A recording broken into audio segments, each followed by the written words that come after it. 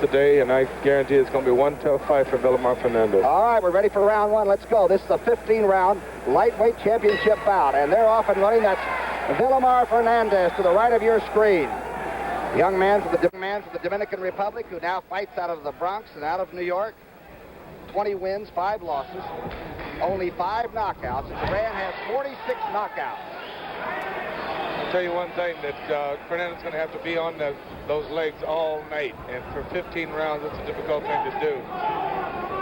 We're told that he's a classy little boxer. He does not have a big punch, and Roberto he'll walk right on in to get what he wants done. Well, he's walked right on in and got it done for 9 consecutive knockouts, which is a record for any title holder. Roberto Duran that Jerry Quarry's talking about. An unflappable man. He just keeps coming. A better boxer than some people give him credit for being. He protects that chin pretty well. He does a good job. You know, surprisingly enough, he can box when it's necessary. But so far, in most of his fights, it's not necessary. He goes out and tries to take the man out. Looks like Fernandez is going side to side, and Roberto's trying to cut down the ring on him a little bit. In all sincerity, Tommy, one of the greatest assets is being able to move both ways. Being able to move to your right or move to your left. Pretty good right hand by Fernandez earlier, but boy, Roberto comes storming right back.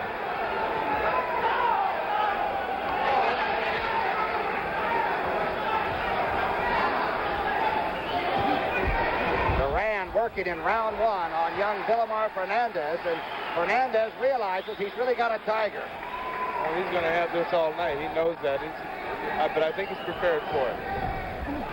Little over halfway through round number one. It's supposed to go 15. There have been a lot of jokes about it, not going maybe past 8.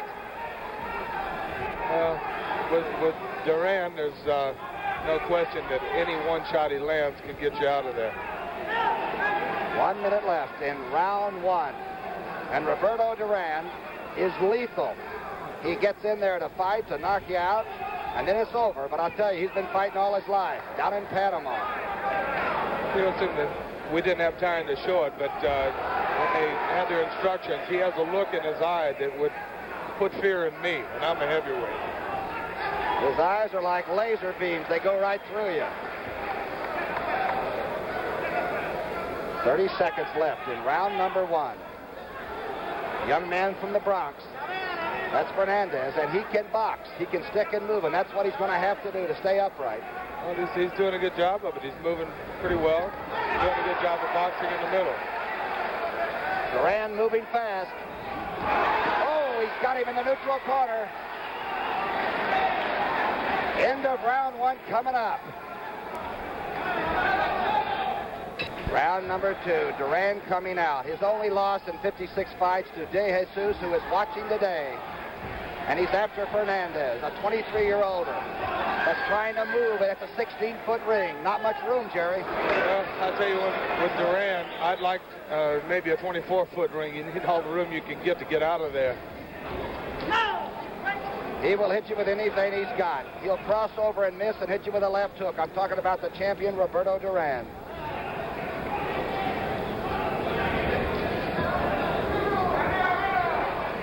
Fernandez content to body punch. Right counter. Those work to the body. That's the best punch in the business. Ripping that body, and it takes a lot of strength out of your opponent. And Duran has the stamina of a gazelle. He just keeps coming the same way through all 15 if necessary. Well, to give you an idea of it, you know, he's had, Ray Lamb getting knocked out in 14, Leoncio Ortiz in 15, Bizarro in 14. So he still has the power in the later round. But not to belittle Fernandez, he's doing a good job of moving and keeping himself in this fight. He's a cute fighter. He knows when to tie up and when to move, and that would be about all the time. Duran came out of Panama City, and Ray Arcel took over and just made this young man not only to a champion, but somebody that really speaks for Panama. He does that. He speaks for the legitimacy of the country.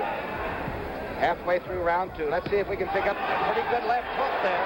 Good punches by Fernandez. He will have to continue doing that, moving and boxing and throwing flurries of punches, and then tying his man up to win this fight. The 10-point must system is in effect here. They have not waived the 3 knockdown rule. Good right hand by Fernandez there. He's doing a good job of countering, Tom. And the referee is Servio Ley from Panama, which surprised me that a Panamanian would be a referee. Left hook to the body by Duran there, and Fernandez missed by with his own left hook. Young Fernandez only has 5 knockouts, but he's got 20 wins. And this is the biggest moment, of course, of his life. No question about that. To my knowledge, he only has 1 loss by KO, and that was to Ken Buchanan when he was lightweight champion of the world. And that's the fellow that Duran beat to get this lightweight championship. That's right. A few seconds left in round 2 of 15 for the lightweight championship of the world. And the champion's on your right and still smoking.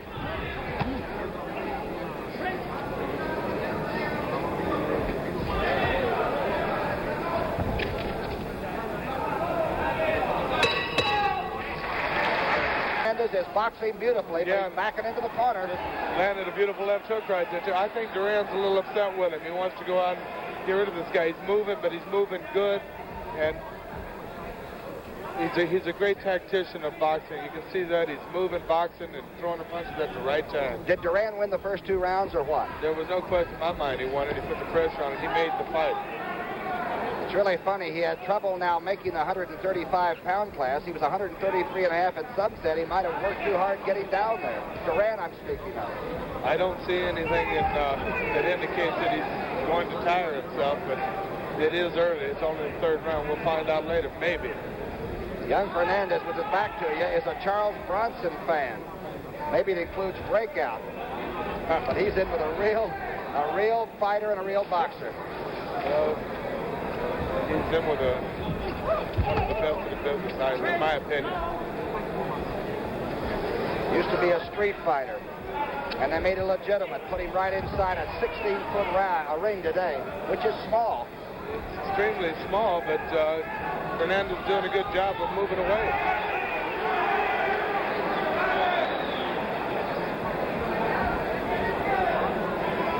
Vilomar thought he could possibly win with speed of hands and speed of feet. We're halfway through round 3. He got hit with a kind of a light left hook, but those punches take their toll over a period of time. We were told by Angelo Dundee that if Vilomar Fernandez got by the 3 rounds, that he was going to have a good shot at winning this fight. Fernandez landed a couple of shots, and Duran didn't act like he'd been touched.